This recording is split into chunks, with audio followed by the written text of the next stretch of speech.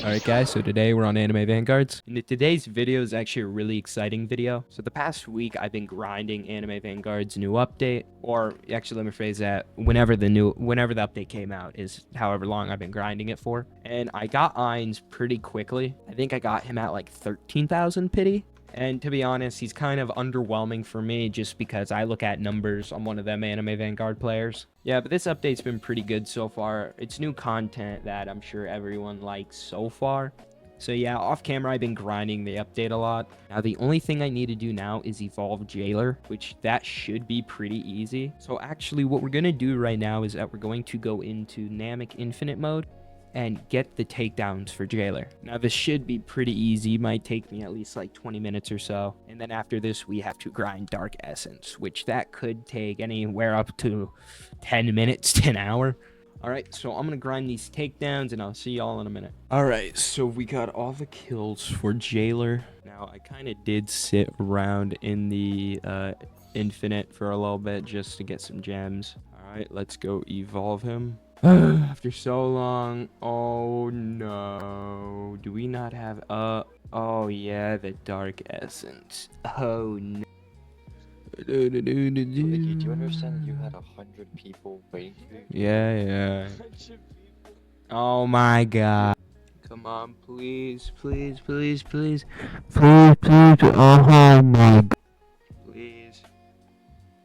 Anime Vanguard owner Pious F, please give me the luck of getting a Dark Essence. Please. Oh my god. Oh shit. Please just give me it. Yes! Oh yes. Finally. Alright, now we're going to go and evolve our Jailer. Alright guys, here's the part of the video where we actually review the characters. Now, I can't review the horse girl or whatever her name is because she's a world line unit and I'm gonna make a whole separate video about her when I unlock her. Alright, so here are all the units from the update and we're gonna go one by one and review them. Okay, so the first unit I want to try out is Jailer. Now, to be honest, I heard from out of all of them, Jailer is the worst one. So he starts off as 3,000 damage, which I don't have a trait on him. I'm not even going to try and get Monarch on him. So he starts off with 3,000 damage. He gets a new move at upgrade 4, which is called, well, I don't know now. And he becomes like a circle thing. At upgrade 7, he gets a new ability as well called Hollow Beam, which to be honest, his model does look nice. That's what Hollow Beam looks like. And that maxes you in 75,000 damage. You know, he is kind of slow though. His SBA is pretty bad. He does have some pretty decent passives. If you want to read them, it's right here. But I've actually heard he is the worst unit in the update so far. So yeah, he's nothing special. Right, next up, we got Ghost Girl, which Ghost Girl is a support unit, I'm pretty sure. Looking at the tier list, she's in the support spot, so. And to be honest, her damage also isn't anything big. At upgrade 3, she gets a new ability called Ghost Bomb. And then her SPA gets higher and her damage doesn't really get any better. And then her final upgrade, she gets something called Giant Ghost Bomb, which again, her SPA is really high. And she's doing about 34,000 damage. But she is a support unit, so to be honest, I think this unit's the worst. I don't know what people are talking about Jailer. This unit seems the worst, but also, I mean, her passives do seem to be somewhat useful. She inflicts slow for 50% for 30 seconds. Attacks inflict diseased for 10 seconds.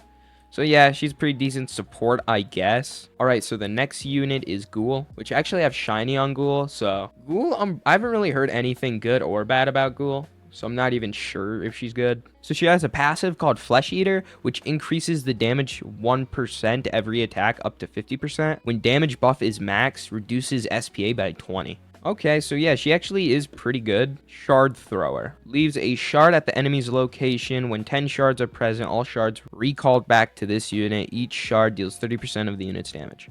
Okay, so at upgrade 3, she gets a new ability called Winged Rush, or One Wing Rush. Here's what her shiny unit looks like. And that's what her attack looks like. And then her final upgrade, she gets a new ability called Shard Storm. She does around 56,000 damage, but it slowly gets up the more she attacks. So this unit's actually pretty decent. It's probably one of the better exclusive units we got. But yeah, she's a pretty decent unit, yeah. Alright, next, which is one I haven't even really looked at, which is called Black Hole. Oh, this guy has the same ability. So he's a non-stop, just like full circle thing. So he's passive, swaps to a new weapon. Oh, okay, I see. When swapping to a new weapon, damage is increased by 50% for 10 seconds, non-stacking. Gains a bonus depending on which weapon he activates. Sword loses 20% SPA. Smoke bomb attacks, use slow enemies for 40 seconds. Chain Scythe, he gains 20% range. Shuriken inflicts enemies with bleed for 80% of their damage over 80 seconds. Or over 10 seconds, my bad. Okay, so let's just upgrade him to max then. Oh, okay, so this guy might be the best unit so far. He does 111,000 damage, and he switches between weapons, which I don't really think really affects his damage all that much. Yeah, no, it doesn't. So, but he does switch through a lot of things. So he's pretty much everything. So this unit's actually the best one so far. He has a lot of different like animations for him. I also have him shiny now that I'm thinking about it, and this is what his shiny unit looks like evolved. Yeah, so this one is so far the best one we've looked at. All right, next is Mob Psycho, aka the boss. Okay, so he's starting off at 15,000 damage. His passives: every enemy that enters this unit's range increases the meter by 1%. Okay, so he has a stress meter, which I'm pretty sure when it gets to max, he gets like really good, I heard. When stress reaches 100, gains 100% more damage, loses 20% SPA, gains 20% range, gains the unknown element, meter depletes at 3 per second until empty. When the stress meter triggers past wave 20, this unit will no longer leave that mode. You know what I noticed going through some of these units? A lot of these units, even including Heinz, it feels like they were meant for infinite for some reason. Like Ainz has abilities that you can't use past wave 50. He has like a nuke or something they can't use past wave 50, so he's not really useful in normal game modes. All right, so at upgrade 7 he gets a new ability called aura farming, which then he becomes a full AoE, and he's doing 191,000 damage. Now I am using marksman on him. I don't even have monarch on him. So upgrade 10 he gets a new ability called uncontrolled power, and now he's doing 421,000 damage. Wow. His stress meter is only at 40 as well. Now yeah, his SBA is kind of high, but he is I mean, he's a good unit. Max upgrade is doing 479,000 damage. Here's what his unit looks like. I do not have shiny on him. I don't even know if there is a shiny unit for him. Okay, so I already have a team set up for Ainz right here. Now, the thing for Ainz is that you need a team for him, like a very specific team to use him to his full capacity. So as you can see, if we place him down right now, he's not really going to do anything as attacking. But if we place down Hollow Scythe, put down Kaguya, Dio is just because he's a summon unit. Dio's good for any team, to be honest. So if we go over here to his arcane knowledge, as you can see, here's all the things that we can use from our team. So Curse, Create Greater Undead. When this attack would occur, instead spawn 2 Death Knights each for 400% of the unit's damage. So he will attack, but when he attacks, it'll spawn 2 units, I'm pretty sure. Well, not units, like 2 spawns. Nature, this attack inflicts repulse on enemies. So yeah, it all depends on the team you have, is what abilities he has. It all matters on the team. So if we add Curse. Let me actually bring him closer so we can see him. He is kind of slow. Let's just max upgrade him. He does have a very big range. That's the cool part about him. So as you can see, he is attacking, and if we come over here and look, he is spawning these things in each attack, which this is pretty overpowered just because the summons do like have so much health. And I'm pretty sure we can actually use multiple things. So if we add this too, so as we can see from here, we can actually add 2 different abilities. So if we click confirm, we actually added 2. Now maybe he cycles through them. I'm not 100% sure. So Ainz have something called the world items, which these all do different things. So like Scroll of Mana Nature opens a large selector of all units within the circle and gets moved to a new location, so you can move your units wherever you want pretty much. World Saver, every wave increases the damage this would deal by 30% on activation, deals this damage to all enemies on the map.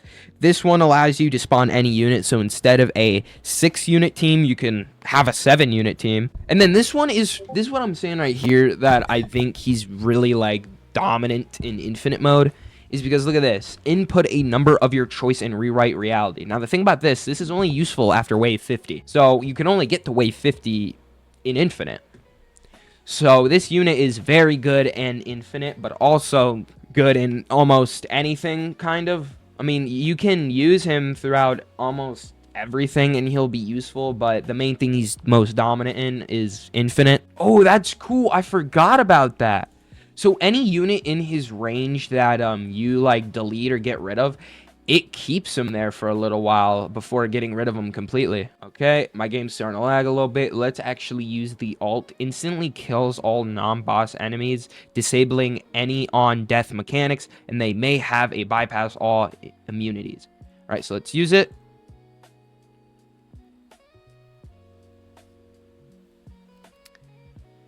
I think it's a little bugged. Not sure though. Okay, my screen is just white. What happened? Okay, my screen is legitimately just white. I think it glitched. So I had to leave and join a public server because I'm not sure what happened exactly. I just couldn't click anything. So yeah, this update's been pretty good so far. I mean, it gave us quite a bit to do. The average player will take probably about a week or so. But alright guys, this is where I'm going to end the video. Thank you all so much for watching. Make sure to like and subscribe, and I'll see you guys in the next one.